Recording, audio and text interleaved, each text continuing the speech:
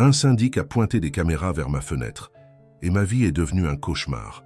Quand j'ai découvert la vérité derrière cette prétendue sécurité, tout s'est effondré. Personne n'imaginait ce qui allait se passer ensuite. Une histoire d'intrusion, de courage et de justice qui vous fera repenser le sens de la vie privée.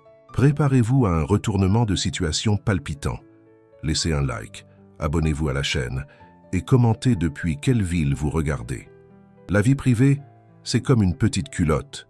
On ne réalise son importance que lorsque quelqu'un essaie de regarder là où il ne faut pas. Et c'est exactement ce qui m'est arrivé. 40 ans à enseigner Victor Hugo à des adolescents rebelles ne m'avaient pas préparé à la guerre que j'allais affronter dans la prétendue tranquillité de ma retraite. Qui aurait cru qu'à 68 ans, je deviendrais la rebelle de la résidence Les Jardins du Printemps? Tout a commencé un lundi ordinaire. J'étais en train d'arroser mes orchidées sur le balcon, en chemise de nuit. Parce que, convenons-en, quel est l'intérêt de prendre sa retraite si l'on ne peut pas se promener en chemise de nuit jusqu'à midi? C'est là que je l'ai remarqué. 2 yeux mécaniques me fixant, brillant comme s'ils se moquaient de ma routine matinale. Des caméras, flambant neuves, pointées directement sur ma fenêtre et mon balcon, mon sanctuaire. Pendant un instant, je suis resté paralysé. L'arrosoir a glissé de mes doigts, renversant de l'eau sur les céramiques italiennes que j'avais rapportées de mon unique voyage à l'étranger. J'ai senti ce froid dans le ventre, le même que l'on ressent quand on réalise qu'on est observé. Vous connaissez cette sensation, n'est-ce pas? Cette intrusion qui nous met à nu, même quand nous sommes habillés. Je n'ai pas réfléchi à 2 fois. J'ai enfilé un peignoir par-dessus ma chemise de nuit. Disons qu'elle avait des parties déjà un peu transparentes par l'usure, et je suis descendu. Je n'ai pas pris l'ascenseur. J'ai descendu 5 étages par les escaliers, mu par l'indignation. Et dire que mon genou droit n'est plus le même depuis que j'ai glissé lors de cette excursion à Fontainebleau, il y a 3 ans. Robert, ai-je appelé en entrant dans la loge du gardien, cherchant le syndic. Robert Dubois, 54 ans, gérant bénévole de notre copropriété depuis 15 ans. Ce genre d'homme qui pense que le monde lui appartient. Ventre proéminent, sourcils épais et un petit sourire en coin qui m'a toujours rappelé un politicien en campagne. Robert, nous devons parler de ces caméras qui sont apparues, pointées, vers mon appartement. Il a émergé de son bureau avec ce porte-bloc qu'il porte comme un bouclier. « Ah, Madame Hélène, bonjour. J'ai vu que vous aviez déjà remarqué notre nouvelle mesure de sécurité. Je me demandais même si vous la verriez d'un bon œil. Après tout, la sécurité n'est jamais superflue, n'est-ce pas? » La sécurité? C'était tout sauf de la sécurité. « Monsieur Dubois. » J'ai utilisé le monsieur exprès. Je sais comment les hommes comme lui sont mal à l'aise quand on leur rappelle formellement leur âge. Depuis quand la sécurité signifie-t-elle pointer des caméras directement? Vers l'intérieur de l'appartement d'une résidente, elle vise de mon salon, mon balcon, et si je ne ferme pas les rideaux, même ma chambre. Madame Hélène, vous exagérez. Les caméras sont positionnées pour couvrir la zone extérieure. Si par hasard elles captent une partie de votre appartement, c'est une simple coïncidence géographique. Coïncidence géographique? Cet homme pensait vraiment que j'étais né de la dernière pluie.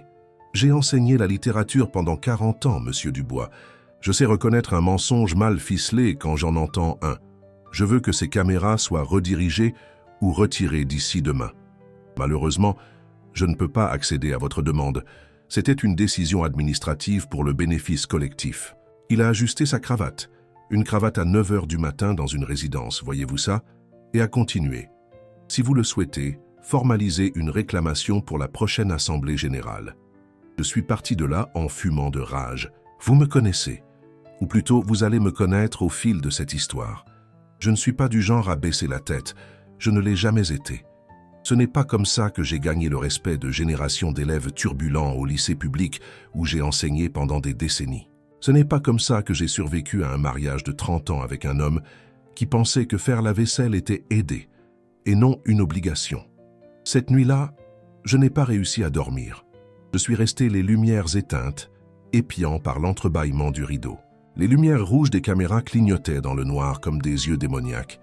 J'ai commencé à me demander si je devenais paranoïaque. Après tout, quel intérêt y aurait-il à espionner une?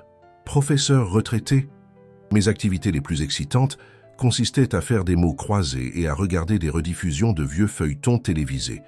Mais j'ai alors réalisé Il ne s'agissait pas spécifiquement de moi. Il s'agissait de pouvoir, de contrôle et de l'éternelle bataille entre des hommes médiocres occupant de petites positions d'autorité et des femmes qui refusent d'être contrôlées. Nous connaissons bien ce scénario, n'est-ce pas, mes chers? Le lendemain matin, j'ai décidé d'agir.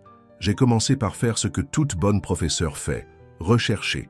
J'ai téléchargé le règlement de copropriété.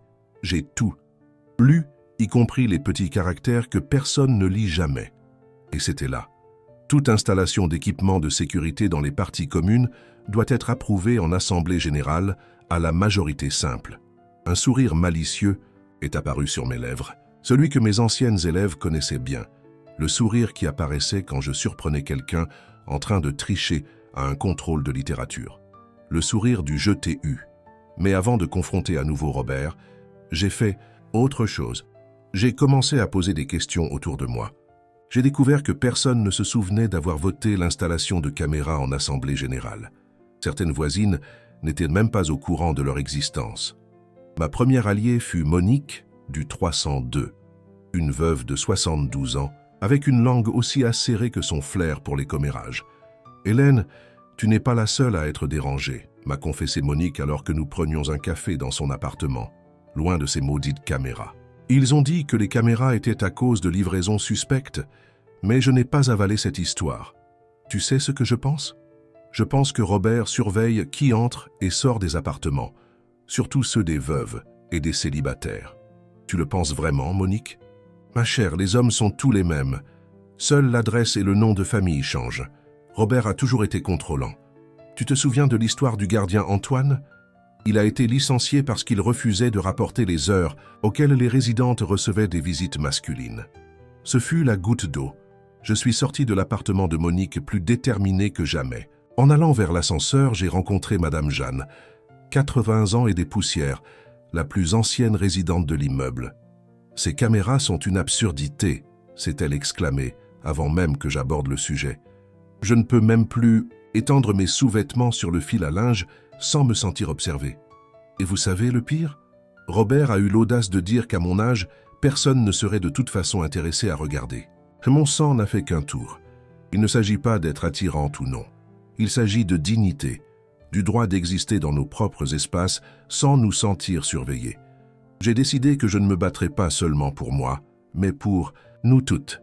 Cet après-midi-là, j'ai de nouveau frappé à la porte du bureau du syndic, cette fois avec le règlement de copropriété en main, plusieurs passages surlignés en jaune. « Monsieur Dubois, j'aimerais beaucoup que vous me montriez le procès-verbal de l'Assemblée générale où l'installation des caméras a été approuvée. » Il a cligné des yeux plusieurs fois comme une chouette exposée à la lumière du jour. « Madame Hélène, ces questions administratives sont complexes. Je ne vois aucune complexité. Soit il y a eu un vote, comme l'exige l'article 37B du règlement, soit il n'y en a pas eu. Et s'il n'y en a pas eu, nous avons un sérieux problème de violation des règles de la copropriété. Je dois admettre que j'ai ressenti un plaisir presque pervers en le voyant déglutir. Il a ajusté sa chaise, ajusté sa cravate, encore, et a finalement répondu « C'était une mesure d'urgence. L'Assemblée générale n'aurait été qu'une formalité. » Une formalité? Curieux comme les hommes ont tendance à appeler formalité. Toute règle qui les empêche de faire ce qu'ils veulent. Je veux qu'une Assemblée générale extraordinaire soit convoquée cette semaine. Sinon, je saisirai le tribunal compétent. Il a ri. Et ri à ma figure. Madame Hélène, avec tout le respect que je vous dois, vous exagérer. Ce ne sont que des caméras de sécurité.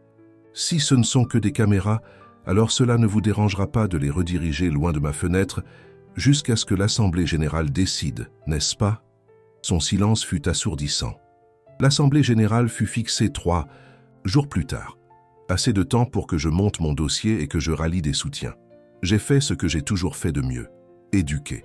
J'ai fait du porte-à-porte, expliquant aux voisines, principalement les plus âgées, leur droit à la vie privée, comment les caméras pouvaient être utilisées pour une surveillance abusive et l'importance de suivre les règles de la copropriété. C'est alors que j'ai découvert une alliée inattendue, Solange, la syndic suppléante, une comptable retraitée de 70 ans, si discrète que beaucoup ne se souvenaient même pas qu'elle existait. Mais Solange avait quelque chose qui manquait à beaucoup, un sens aigu de la justice et un œil méticuleux pour les chiffres. « Hélène, dit-elle en m'invitant dans son appartement. « Il n'y a pas que les caméras. J'observe certaines irrégularités dans les comptes de la copropriété depuis des mois. Des augmentations de charges sans justification claire, des contrats de maintenance avec des montants supérieurs au marché. Pourquoi n'avez-vous rien dit avant? Robert a beaucoup d'alliés, et franchement, j'ai peur. Mais quand j'ai vu comment il a réagi à votre réclamation concernant les caméras, j'ai réalisé que nous devions agir. » Le jour de l'assemblée. Général est arrivé. La salle des fêtes de la résidence, celle-là même où nous célébrions anniversaires et remises de diplômes, s'est transformée en une petite arène de gladiateurs. D'un côté, moi, Solange, Monique, Jeanne et une dizaine d'autres résidentes, la plupart de plus de 65 ans. De l'autre, Robert et ses alliés, principalement des propriétaires non résidents qui louaient leurs appartements, ainsi que quelques maris soumis entraînés par leurs épouses. J'étais nerveuse. Je ne vais pas mentir. 40 ans à enseigner la littérature m'avait donné une voix pour parler en public. Mais là, c'était différent. Ce n'étaient pas des adolescents blasés que j'affrontais, mais des adultes avec des intérêts financiers et un pouvoir de vote. Robert a ouvert l'assemblée avec son discours rodé. Les caméras ont été installées pour garantir la sécurité de tous.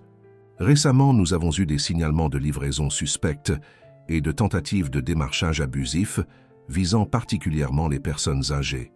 Les caméras sont nos yeux lorsque nous ne pouvons pas être présents.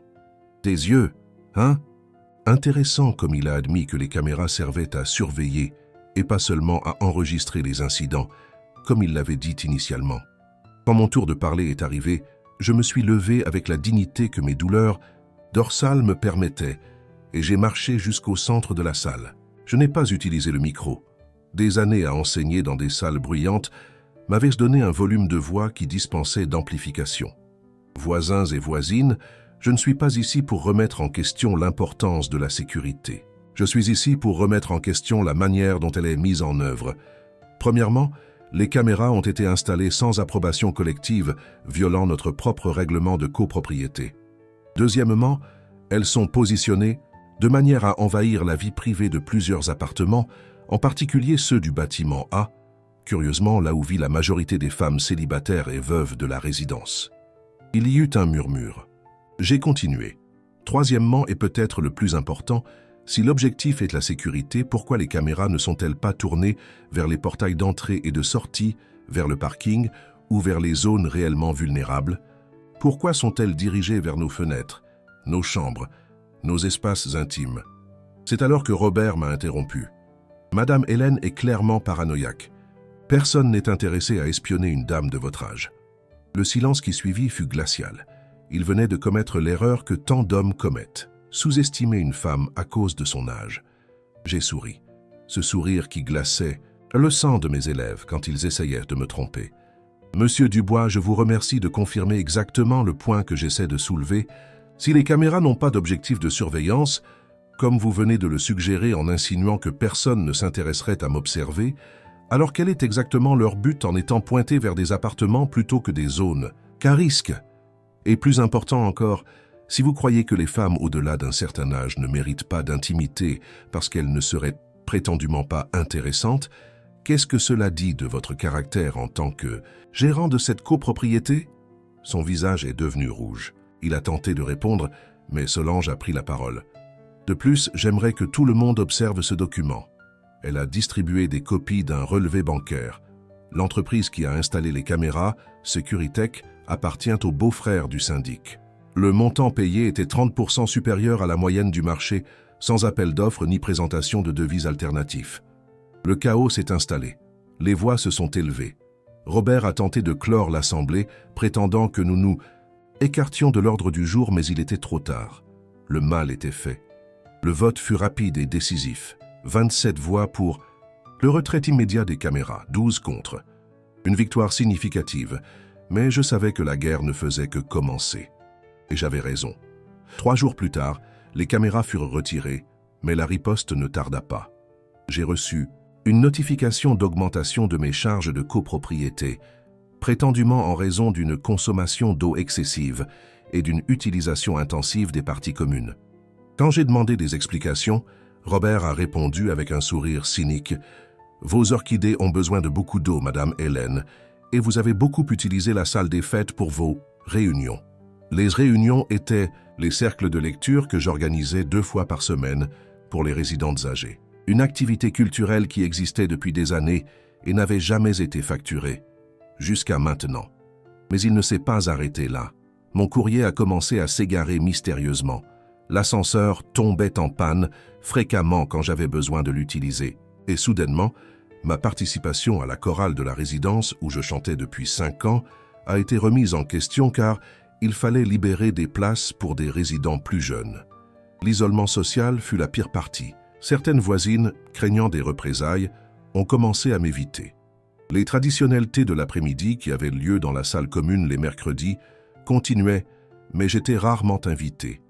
Quand j'apparaissais malgré tout, les conversations s'éteignaient et les regards se détournaient. C'est pendant cette période sombre que j'ai réalisé à quel point nous, les femmes plus âgées, sommes vulnérables à l'isolement. Comme il est facile de nous faire taire, de nous faire douter de nous-mêmes, de nous convaincre que nous exagérons ou que nous sommes difficiles. Mais j'ai aussi réalisé notre force lorsque nous nous unissons. Un petit groupe de résistance s'est formé. Moi, Solange, Monique, Jeanne et quelques autres courageuses. Nous avons commencé à nous réunir dans mon appartement pour planifier les prochaines étapes. Solange, avec son expérience comptable, a plongé profondément dans les finances de la copropriété. « Hélène, c'est bien pire que ce que nous imaginions, » dit-elle un jour, étalant des papiers sur ma table de salle à manger.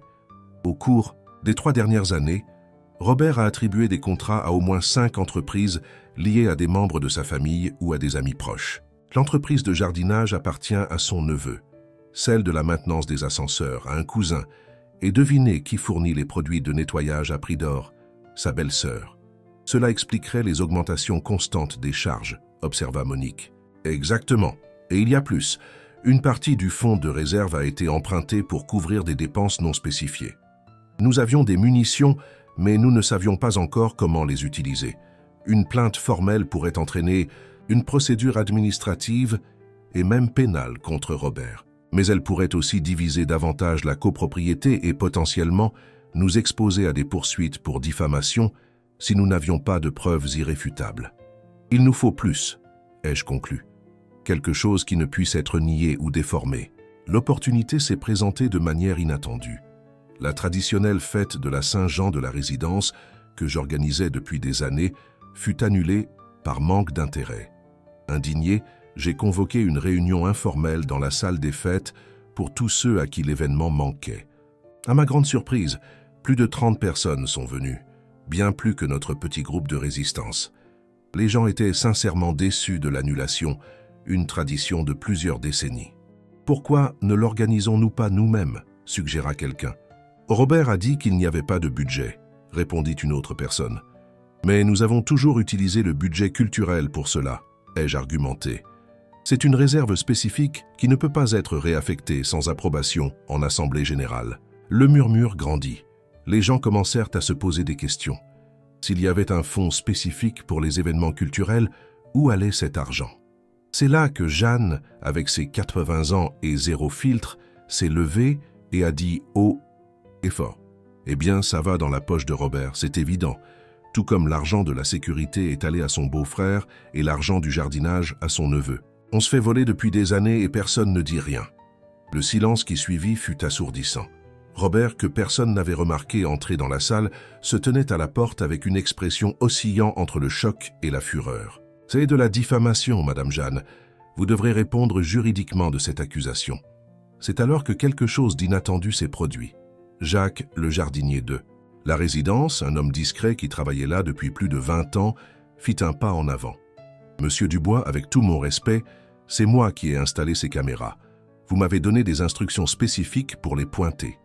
Vers les appartements du bâtiment A, en particulier celui de Madame Hélène.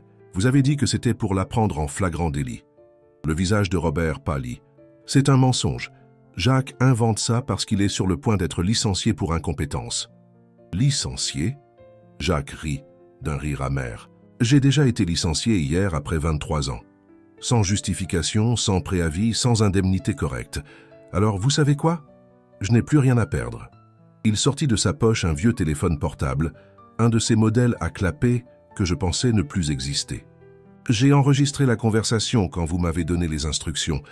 À l'époque, j'ai trouvé ça étrange, mais j'avais besoin de l'emploi. Maintenant, je n'ai plus ce problème. L'enregistrement était clair comme de l'eau de roche. Robert instruisant Jacques de positionner les caméras pour coincer la vieille râleuse sur un faux pas, parlant de comment j'étais un problème depuis que j'avais pris ma retraite et commencé à fourrer mon nez dans les affaires de la copropriété. Je n'ai jamais vu un homme perdre ses couleurs aussi rapidement. Robert balbutia quelque chose sur le contexte, sur la sécurité, mais personne n'écoutait. À ce moment-là, le masque était complètement tombé. Une assemblée générale extraordinaire fut convoquée pour la semaine suivante. Cette fois, la participation fut record. Robert tenta de se défendre, prétendant être victime d'une conspiration menée par des dames désœuvrées avec trop de temps libre et une imagination fertile. Mais les preuves étaient accablantes. L'enregistrement de Jacques, les documents financiers présentés par Solange, les témoignages de plusieurs prestataires de services qui, une fois l'affaire révélée, se sentirent à l'aise pour confirmer les pratiques irrégulières. Finalement, nous avons découvert la motivation initiale de Robert pour installer les caméras dirigées vers mon appartement. Il négociait la vente de son propre appartement, dans le bâtiment B, et avait réalisé que les appartements avec vue sur le jardin intérieur, comme le mien, étaient valorisés. Son plan était de me forcer à partir, d'acheter mon appartement à un prix dévalorisé, en raison des prétendus problèmes que je causais, et de le revendre avec profit. L'Assemblée générale vota pour la révocation immédiate de Robert de son poste de syndic et pour l'élection d'une administration provisoire jusqu'à ce que de nouvelles élections puissent être organisées. Solange fut nommée syndic par intérim. Notre petit groupe de résistance était exultant. Nous avions gagné. C'est du moins ce que nous pensions. La transition ne fut pas facile. Robert, bien que destitué, conservait une influence sur un groupe significatif de résidents, principalement les plus récents, qui ne connaissaient pas toute l'histoire. Il répandit des rumeurs selon lesquelles les charges de copropriété augmenteraient considérablement sous la nouvelle administration, que la sécurité serait compromise, que la copropriété sombrerait dans le chaos. Et, pour empirer les choses, des rumeurs commencèrent à circuler sur moi. Que j'étais une vieille aigrie qui ne supportait pas l'autorité masculine, que mon problème avec les caméras venait du fait que je recevais des visites masculines, que je ne voulais pas voir découvertes. Des insinuations malveillantes sur ma santé mentale, mon passé, mes intentions. Ce fut une période difficile. Il y eut des jours où je me demandais si cela en valait la peine, s'il ne serait pas plus simple de vendre mon appartement, de déménager ailleurs, de laisser cette bataille derrière moi. Après tout, à 68 ans, je méritais bien la paix et la tranquillité. Mais alors je me souvenais, il ne s'agissait pas seulement de moi. Il s'agissait de nous toutes, de notre droit à la dignité, à la vie privée, au respect. De ne pas permettre que des hommes médiocres, occupant de petites positions de pouvoir, dictent comment nous devrions vivre nos années dorées. Pendant que Solange réorganisait les finances et apportait de la transparence à l'administration, un mouvement surprenant commença à prendre forme. Plusieurs résidents, inspirés par notre résistance, commencèrent à suggérer que je me présente comme syndic aux prochaines élections. Moi, syndic, l'idée semblait absurde. Je n'ai jamais eu d'intérêt pour l'administration, je n'ai jamais voulu ce type de responsabilité. Mon plan de retraite impliquait des livres, des thés, des voyages occasionnels et la paix d'observer mes orchidées pousser. « Pas question », ai-je répondu lorsque Monique a abordé le sujet lors d'une de nos rencontres. Solange fait un excellent travail. C'est elle qui devrait se présenter officiellement. Mais Solange secoua la tête. « Hélène, je suis bonne avec les chiffres, mais je n'ai pas ton charisme, ta capacité de mobilisation. Les gens te respectent, t'écoutent. Tu as réussi à unir un groupe de dames, prétendument inoffensives, et à renverser une administration corrompue qui durait depuis 15 ans. Ce n'est pas rien. De plus, ajouta Jeanne, nous avons besoin de quelqu'un de fort pour empêcher Robert de revenir. Il prépare déjà sa candidature, tu sais. Ce fut comme un seau d'eau froide. Robert candidat à nouveau, après tout ce qu'il avait fait. Après toutes les preuves de mauvaise gestion et de comportement contraire à l'éthique. Les gens ont la mémoire courte, expliqua Monique. Et Robert est charmant quand il veut. Il promet des charges réduites, une sécurité renforcée, même une rénovation de la piscine. Quelqu'un qui vient d'emménager et ne connaît pas l'histoire pourrait facilement tomber dans son panneau. C'est alors que j'ai réalisé, la bataille n'était pas terminée. Peut-être ne le serait-elle jamais complètement. Parce que le patriarcat, ma chère, est comme cette mauvaise herbe tenace que vous arrachez aujourd'hui et qui repousse déjà demain. À contre-cœur, j'ai accepté d'entrer dans la course. Non par ambition ou vanité, mais par nécessité. Si nous voulions préserver les changements positifs que nous avions obtenus, quelqu'un devait tenir tête à Robert. Et apparemment, ce quelqu'un, c'était moi. Les 2 mois qui suivirent furent intenses. Robert mena une campagne agressive, pleine de promesses grandioses et d'attaques personnelles voilées. Des tracts apparaissaient mystérieusement sous les portes, louant son administration ferme et mettant en garde contre l'amateurisme et l'émotivité féminine. Notre campagne fut différente, sans promesses mirobolantes, sans attaques personnelles. Juste des faits, de la transparence et un engagement envers la dignité de tous les résidents. Nous avons organisé de petites réunions dans les appartements, prenant le thé et discutant honnêtement des défis de la copropriété et de la manière dont nous pourrions les affronter ensemble. À ma surprise, de nombreux jeunes, principalement des femmes, commencèrent à apparaître à ces réunions. Filles et petites filles de résidentes âgées, préoccupées par le bien-être de leur mère et grand-mère. Avocates, comptables, infirmières qui offraient des conseils professionnels et se portèrent volontaires pour aider. J'ai réalisé alors que notre petite rébellion avait touché quelque chose de plus profond. Il ne s'agissait pas seulement de caméras invasives ou de charges irrégulières. Il s'agissait du droit des femmes âgées à être traitées avec respect et dignité, même, ou surtout, lorsqu'elles osent remettre en question l'autorité établie. Le jour de l'élection arriva. Le climat dans la résidence était d'une tension palpable. Des files se formèrent tôt dans la salle des fêtes. Des personnes qui ne participaient normalement pas aux assemblées générales vinrent voter. C'est alors que vint la surprise. Une 3e candidate était entrée en lice. Marianne, 42 ans, architecte, résidente récente du bâtiment C. Jeune, éloquente, avec des propositions innovantes pour la rénovation des espaces communs et la mise en œuvre de protocoles de développement durable. J'avoue que ma première pensée fut l'irritation. Après tout notre travail, une nouvelle venue apparaissait pour récolter les fruits, typique.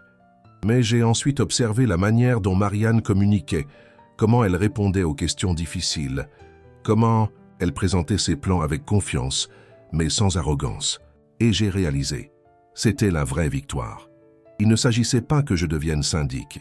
Il s'agissait de créer un environnement où les femmes de tous âges se sentiraient habilitées à occuper des postes de direction. Le vote fut serré. Robert reçut 18 voix, moi 23, Marianne 29. Et ainsi, sans fanfare, une nouvelle ère commença à la résidence Les Jardins du Printemps. J'avoue avoir ressenti une pointe de déception. Après toute cette lutte, ne pas être à la tête de la reconstruction semblait anticlimatique. Mais Marianne tint à me chercher le lendemain. « Madame Hélène, je ne serai pas là sans vous et vos amis. Vous avez ouvert la voie, montré qu'il est possible de défier l'establishment. J'aimerais que vous intégriez le conseil consultatif que je suis en train de former. J'ai besoin de votre expérience, de votre courage. » Et ainsi, 1 an après ce matin fatidique où j'ai remarqué des caméras pointées vers ma fenêtre, je me retrouve dans une position que je n'aurais jamais imaginée. Conseillère respectée, voix active dans les décisions de la copropriété et mentor informel pour des femmes plus jeunes qui, comme Marianne, apprennent à naviguer les mers. Compliqué du leadership féminin. Robert vit toujours dans la résidence, bien que des rumeurs suggèrent qu'il cherche à vendre son appartement. Nous nous croisons occasionnellement dans l'ascenseur ou dans le hall d'entrée. Il détourne le regard. Je souris poliment, non par soumission ou peur, mais parce que j'ai appris que la vraie victoire n'est pas d'humilier l'adversaire, mais de créer un monde où son type de comportement ne trouve plus de terrain fertile. Mon balcon est plus fleuri que jamais, mes orchidées plus luxuriantes. Les rideaux restent ouverts sans crainte, laissant la lumière du soleil entrer librement. Et les petits cercles littéraires que j'organisais autrefois pour une demi-douzaine, de dames âgées, ils ont maintenant lieu chaque semaine dans la salle des fêtes, avec une participation multigénérationnelle. Nous lisons des classiques comme de la littérature féministe contemporaine. Nous débattons, nous rions, nous partageons nos expériences. Lors de la dernière rencontre, Jeanne, à 81 ans et plus vivante que jamais, a fait une observation qui restera gravée en moi pour toujours. Vous savez ce que j'ai appris de toute cette histoire, que nous sommes comme ces orchidées d'Hélène. À première vue, Nous semblons délicates, peut-être même fragiles. Les gens nous regardent et ne voient que des dames aux cheveux gris ayant du mal à monter les escaliers. Mais en réalité, nous sommes extraordinairement résilientes. Nous avons survécu à des mariages difficiles, élevé des enfants dans des temps turbulents, construit des carrières quand le monde nous disait que notre place était à la maison. Et même maintenant, quand la société essaie de nous rendre invisibles, nous continuons à fleurir, nous continuons à nous battre. C'est la plus grande leçon que je veux laisser à toutes celles qui m'écoutent. Ne croyez jamais quand on vous dit que vous avez passé l'âge de vous battre, de vous indigner, de résister. N'acceptez jamais quand on essaie de réduire votre existence à des stéréotypes commodes sur les dames d'un certain âge. Ne permettez jamais que des caméras, littérales ou métaphoriques, soient pointées vers vos fenêtres sans votre consentement. Parce que la vraie vie privée, tout comme la vraie dignité, n'est pas quelque chose qui nous est accordé par la gentillesse des autres. C'est un droit pour lequel nous devons nous battre tous les jours, bec et ongles si nécessaire. Même ou surtout quand nous sommes en chemise de nuit, arrosant nos orchidées, vivant la vie que nous avons choisie pour nous-mêmes. Et souvenez-vous, si un groupe de dames retraitées a réussi à renverser un syndic corrompu et à transformer une copropriété entière, imaginez ce que nous pourrions faire si nous nous unissions à plus grande échelle. Parce qu'en fin de compte, il n'y a pas de pouvoir plus effrayant pour le patriarcat que des femmes âgées qui n'ont plus rien à perdre et ne sont plus disposées à avaler des couleuvres.